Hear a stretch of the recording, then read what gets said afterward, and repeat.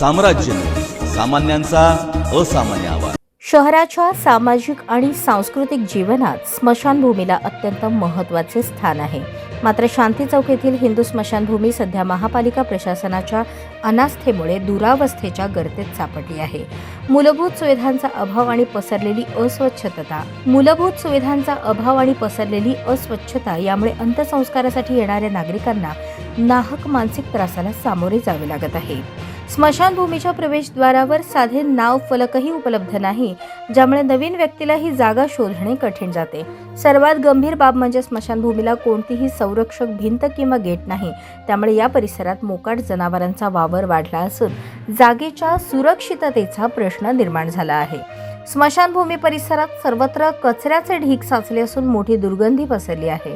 स्वच्छतेच्या अभावामुळे हा परिसर रोगराईचे केंद्र बनत चालला आहे। नागरिकांसाठी सुरक्षित आणि सन्मानजनक प्रवेशमार्ग नसल्याने पावसाळ्यात किंवा रात्रीच्या वेळी मोठी अडचण निर्माण होते। स्मशानभूमी ही केवळ एक जागा नसून ती आपल्या संस्कृती आणि श्रद्धेशी जोडलेली आहे। एखाद्या कुटुंबावर दुःखाचा डोंगर कोसळलेला असताना अशा अस्वच्छ आणि अव्यवस्थित ठिकाणी अंत्यसंस्कार करणे अत्यंत क्लेशदायक आहे, अशी भावना स्थानिक नागरिकांनी व्यक्त केली। प्रशासनाने या विषयाचे गांभीर्य ओळखून कामे तातडीने मार्गी लागावीत अशी मागणी जोर धरत आहे।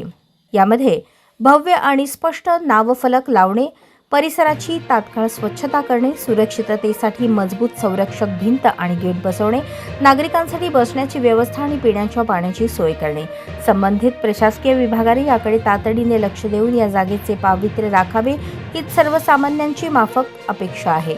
अन्यथा आगामी काळात तीव्र आंदोलन छेडण्याचा इशाराही काही सामाजिक कार्यकर्त्यांनी दिला आहे।